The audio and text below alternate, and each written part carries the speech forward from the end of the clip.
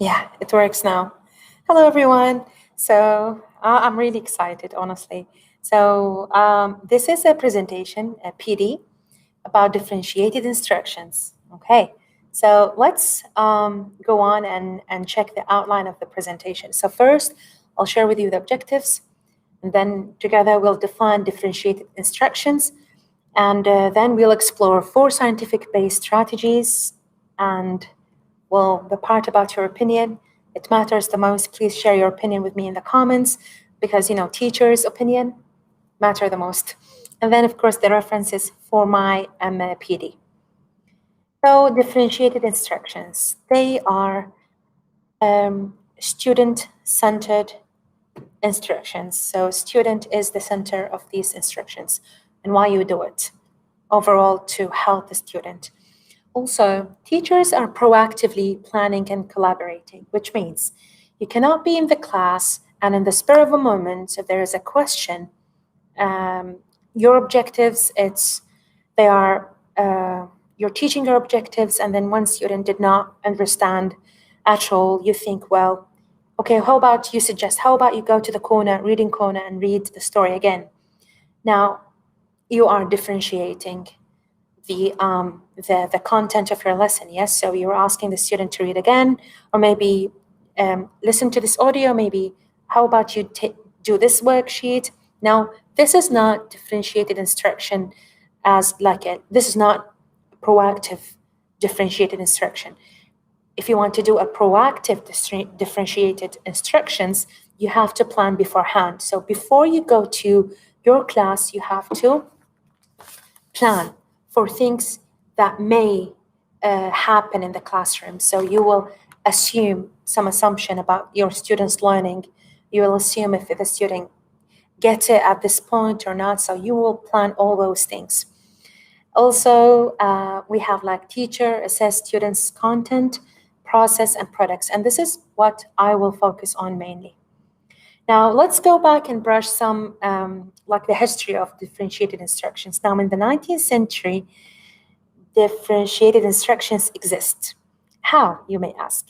Well, as you can see in the photo, back then there was one room schoolhouse, and you will have different students of different ages, different levels, and they are all in the same class, and then the teacher will have to differentiate as they go with the lesson. Now, fast forward 21 years ago, in 2000, we have this policy, no child left behind. And research shows that if you do your lecture-based lesson, the students will have only from 5 till 10% retention after 24 hours.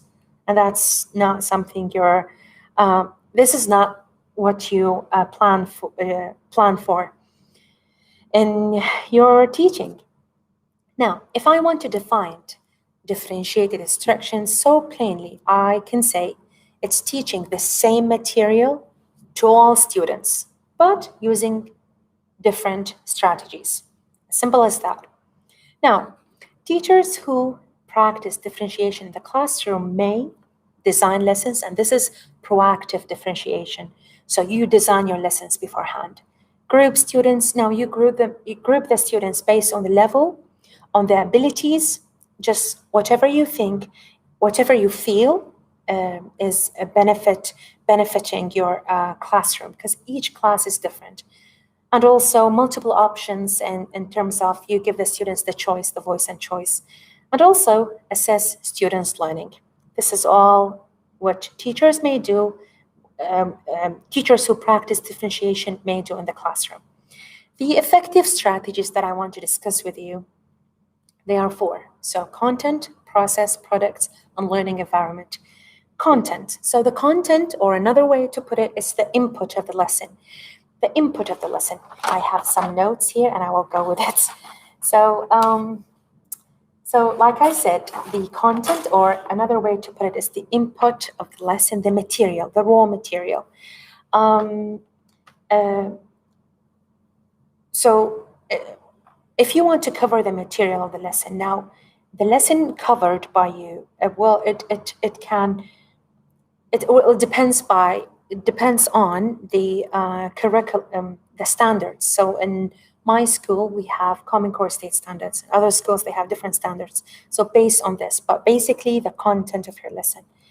The students who are unfamiliar with the content. So what I'm trying to say is, when I have my content and I go inside the classroom, I will have three types of students, or I have to think of three types of students. Now, there are some students who are absolutely not familiar with the concept of my lesson to start with. And there are students who somewhat master 50% of the standards of the content that I'm going to teach. And there are students who know everything. They're ready to move on. They're ready to fly. So those students who already know what you're going to teach. So you have to put this in mind. This is why it's now you will use Bloom's taxonomy. So Bloom's taxonomy, it's a scale of thinking. So it's from low order thinking to high order thinking. You have remembering, understanding being the very low, and then you have creating, evaluating, analyzing. And now you have to sort of tiptoe around those levels while you teach the content. Okay, so this classification scale or of level, it helps you to differentiate the content. Okay, now by differentiating the content, you have to differentiate the activities as you teach the content. Okay, now the content differentiation should be based on three elements: the student interest, so their hobbies, what they find interesting. So I have a class. I need to charge my computer. I need to charge my laptop. I guess I have to stream one more time, but I'm just going to name this part 1, okay? Thank you for listening, and I will do part 2. Yeah, I didn't, okay, so I have to charge my laptop, you guys. Well, we'll share with you part 2. Take care, bye. This is embarrassing. I have to end this stream, and how do I do this? Yes, end stream.